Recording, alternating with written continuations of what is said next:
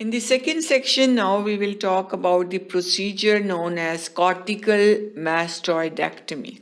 And in this we will discuss the indications, means what are the indications or conditions in which we can perform cortical mastoidectomy, which anesthesia is used, what's the position of the patient, also the steps of operation for cortical mastoidectomy, and post-operative care and complications of the patient after cortical mastoidectomy.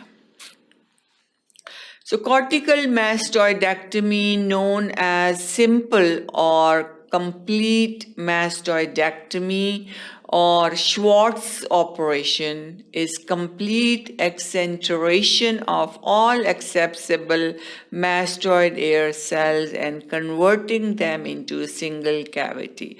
So it's the complete simple mastoidectomy in which complete removal of accessible mastoid air cell is performed and we convert it into a single cavity after removal of all the mastoid air cell. So this is the picture. You can see this is the anterior part, superior, posterior and inferior, and that's the mastoid.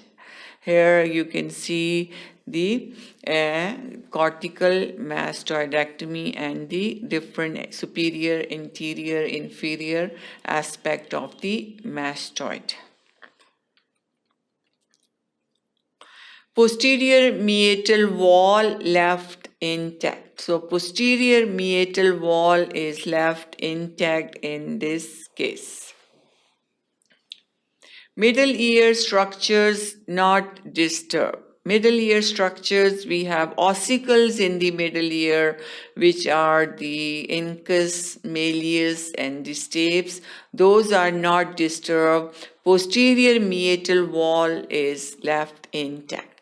All the mastoid air cells which are accessible, they are removed and a single cavity is created.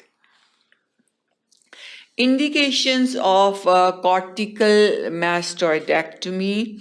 We have acute coalescent mastoiditis, incompletely resolved acute otitis media with reservoir sign, masked mastoiditis as an initial step to perform endolymphatic sac surgery, decompression of facial nerve, and translabyrinthine or retrolabyrinthine procedure for acoustic neuroma. So all these are the indications. We have coalescent mastoiditis, masked mastoiditis, incompletely resolved acute otitis media.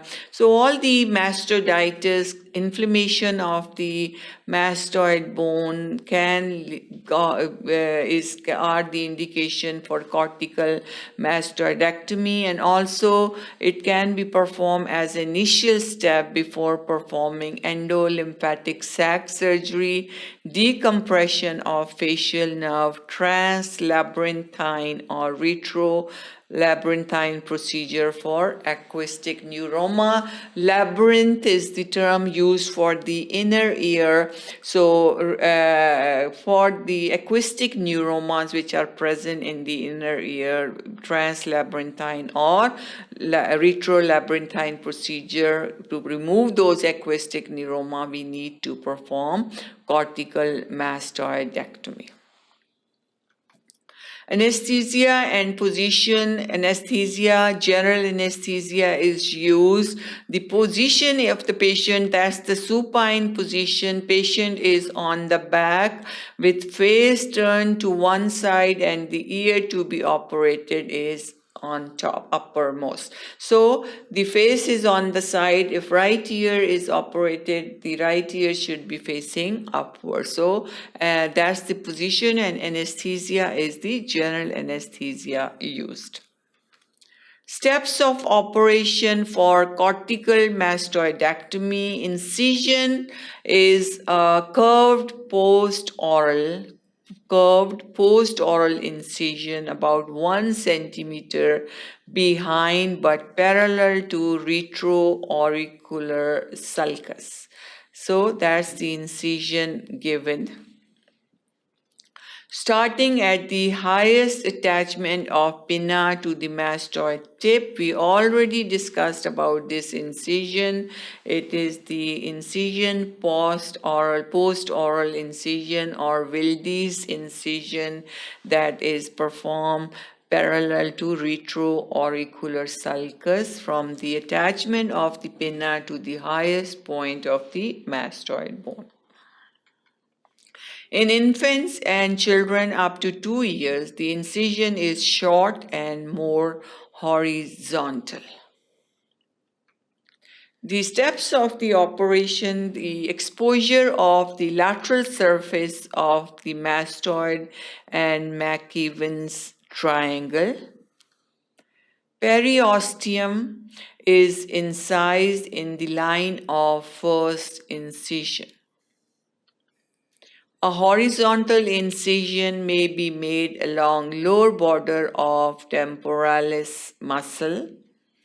Periosteum scraped from surface of mastoid and posterior-superior margin of the osseous meatus. Tendinous fibers of sternomastoid are sharply cut and scraped down, and a self-retaining mastoid retractor is applied. So all these are the steps of the operation. Periosteum is incised in the line of first incision. A horizontal incision may be made along lower border of temporalis muscle. Periosteum scraped from surface of mastoid and posterior-superior margin of osseous meatus. Tendinous fibers of sternomastoid are sharply cut and scraped down, and a self-retaining mastoid retractor is applied. Removal of mastoid air cells is done. Removal of mastoid tip and finishing the cavity. Closure of the wound.